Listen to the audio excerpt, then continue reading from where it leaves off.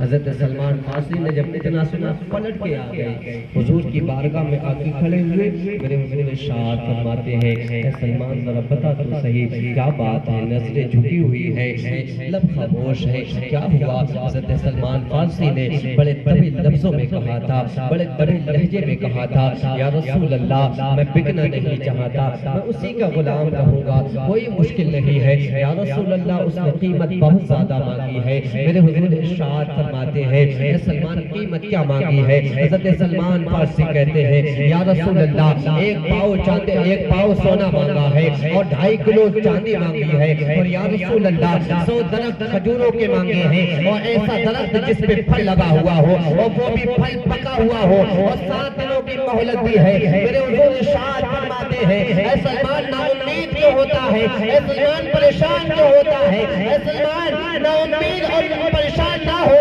اس لیے کیونکہ یہ جو اس نے خریدار کے یہ جو اس نے مال مانگا ہے اسے دے دیا جائے گا، اس نے جو قیمت مانگی ہے اسے دے دی جائے گی، اور سلمان جو اس نے 7 دنوں کا موقع دیا ہے، یہ 7 دنوں کا موقع بہت زیادہ ہے، اگر وہ شام تک مانگتا تو آمنہ کا لال اسے شام تک دے دیا، شام تک دے دیا۔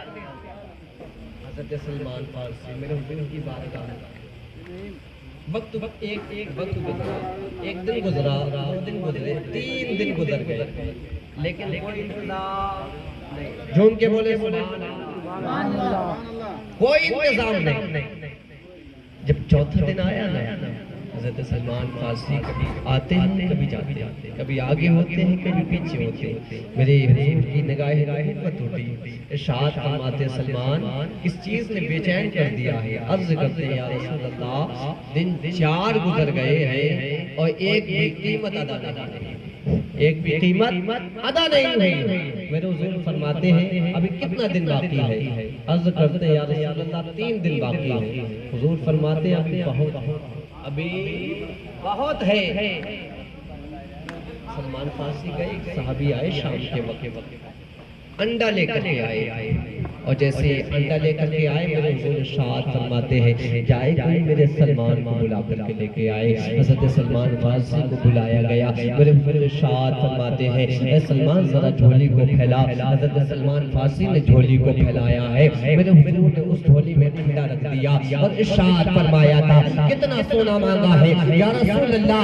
1 پاؤ سونا مانگا ہے۔ حضور ارشاد فرماتے ہیں جھولی کو بند کر کے یہودی کے دروازے پہ چلا جا۔ حضرت سلمان فارسی نے جھولی میں انڈا رکھا ہے اور رکھنے کے بعد چل دیے ہیں، یہ نہیں دیکھا جھولی میں کیا ہے، یہ اعتراض نہیں کیا کہ یا رسول اللہ انڈا رکھ کر کے سونے کی بات کر رہے ہیں، بلکہ وہ صحابی تھے، وہاں بھی نہیں تھے۔ حضرت سلمان جاتے ہیں اور جانے کے بعد اس یہودی کے دروازے پہ دستک دیتے ہیں، یہودی نے دروازہ کھولا، حضرت سلمان فارسی فرماتے ہیں میں تیرا سونا لے کر کے آ گیا ہوں، اور اپنی جھولی کو کھولا، اب کھولنے کے بعد کیا دیکھتے ہیں حضور نے رکھا انڈا تھا، لیکن قسم خدا کی اب سونا بن چکا ہے، اب سونا بن گیا ہے۔ حضرت سلمان فارسی نے اٹھایا اور اس کے ترازو پہ رکھا۔ دوسرا معجزہ یہ تھا کہ جتنا یہودی نے مانگا تھا اتنی مکمل وہ تول ہو گئی تھی، انڈے کا سونا پہلا نبی کا معجزہ تھا، اور جتنا اس نے مانگا تھا اتنا وزن یہ دوسرا نبی کا معجزہ تھا۔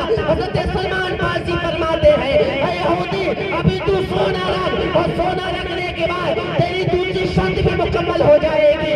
حضرت سلمان فارسی پلٹ کے آتے ہیں، آنے کے بعد عرض کرتے ہیں یا رسول اللہ ایک قیمت دے دی گئی ہے، اب دوسری کب دی جائے گی؟ عرض کرتے ہیں یا رسول اللہ دن زیادہ نہیں بچے ہیں، 2 دن بچے ہیں۔ میرے حضور ارشاد فرماتے ہیں ابھی سو جاؤ، صبح کا انتظار کرو۔ حضرت سلمان صبح کو آتے ہیں، نبی فرماتے ہیں جاؤ میری مسجد چلے جاؤ اور مسجد سے جا کر کے اس کی مٹی اٹھا لاؤ، جھولی میں بھر کے لے آؤ۔ حضرت سلمان فارسی جاتے ہیں، مسجد کی مٹی اپنی جھولی میں بھر کے لے آتے ہیں، اور لانے کے بعد حضور کی بارگاہ میں پیش کرتے ہیں۔ میرے حضور نے نبوت والا ہاتھ رکھا اور رکھنے کے بعد فرماتے ہیں جا یہودی کے پاس جانے کے بعد اس سے کہہ دینا کہ میں تیری جتنی تو نے چاندی منگائی تھی اتنی چاندی لے کر کے آیا ہوں. حضرت سلمان فارسی جاتے ہیں اور جانے کے بعد کہتے ہیں یہودی تجھے سونا دے دیا گیا ہے, اب میں چاندی لے کر کے آیا ہوں. قسم خدا کی لائے کہ تب مٹی تھی, لیکن جب یہودی کے سامنے کھولی ہے تو مصطفیٰ نے ہاتھ رکھ دیا ہے. مصطفیٰ کے ہاتھ رکھنے کی برکت سے اللہ نے مٹی کو چاندی بنا دیا. نعرہ تکبیر, نعرہ تکبیر, نعرہ رسالت, نعرہ رسالت, مسلک اعلیٰ حضرت. اللہ نے مٹی کو چاندی بنا دیا. ایک دن بچا تھا. حضرت سلمان فارسی آئے, آنے کے بعد کہتے ہیں یا رسول اللہ اب 100 درخت کیسے دیے؟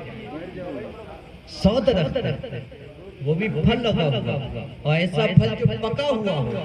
یا رسول اللہ دن ایک بچا ہے. نبی فرماتے ہیں جاؤ علی کو بلا کے لاؤ. حضرت علی کو بلایا گیا. میرے نبی ارشاد فرماتے علی جاؤ مدینے میں کھجور کی گٹھلی تلاش کر کے لاؤ. ٹکڑا ملے, آدھی ملے, پون ملے, سواؤ ملے یا پوری ملے, جیسی ملے ویسی لے کر کے آؤ. حضرت علی سلمان فارسی نکل گئے کھجور کی گٹھلی تلاش کر لے کے. آدھی ملی, پون ملی, پاؤ ملی, جو جیسی ملی ویسی اٹھا کر کے لے آئے. نبی فرماتے سلمان اب فوڑا بھی اٹھاؤ. حضرت سلمان فارسی نے فوڑا اٹھایا, میرے حضور جنگل پہنچے. حضرت سلمان فارسی گڈھا کھود رہے ہیں. میرے حضور وہ گٹھلی کے ٹکڑوں کو اس گڈھے میں ڈال رہے ہیں. مولا علی بسم اللہ پڑھ کے گڈھا پاٹ رہے ہیں, گڈھے میں مٹی ڈال رہے ہیں اور اوپر سے پانی ڈال رہے ہیں. یہ تمام نظارہ یہودی کی جماعت دور بیٹھ کر کے دیکھ رہی تھی. وہ کافر مالک دور بیٹھ کر کے دیکھ رہا تھا اور اس کے دوست بھی دیکھ رہے تھے. وہ کہہ رہے تھے صاحب یہ کیسے ہو سکتا ہے, کل مجھے 100 درخت چاہیے اور وہ بھی پکا ہوا پھل لگا ہوا ہونا چاہیے, اب گٹھلی لگا رہے ہیں, یہ پاگل تو نہیں ہو گئے؟ تب ان میں سے ایک بولا تھا اے یہودی تجھے کیا معلوم جو انڈے کا سونا بنا سکتا ہے, جو مٹی کی چاندی بنا سکتا ہے, وہی اب ایک گٹھلیوں کو جمانے لگا ہے, گڈھا کھود کر کے گٹھلیاں جمانے لگا ہے. یاد رکھنا جو انڈے کا سونا اب مٹی کی چاندی بنانے پہ قادر ہے. دیکھ لینا صبح کا سویرا بعد میں نمودار ہوگا. یہ درخت یہ گٹھلیوں سے درخت پہلے بنتا نظر پہلے میرے اپنا کام کر رہے ہیں. یہودی کی جماعت میں ایک سمجھدار بولا کہ ہم نے درخت جمنے ہی نہیں دینے, اللہ ہم نے درخت نہیں جمنے دینا.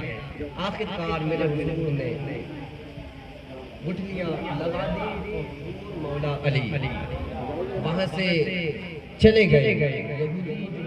کونے میں بیٹھ کر کے چھپ کے بیٹھ کر کے جو دیکھ رہے دوڑ کر کے آتے ہیں اور آنے کے بعد جہاں جہاں گٹھلی دبائی گئی تھی ان تمام گٹھلیوں کو یہودیوں نے نکالا اور نکالنے کے بعد ایک کپڑے میں باندھا, تکیہ بنا کر کے وہ سو گیا.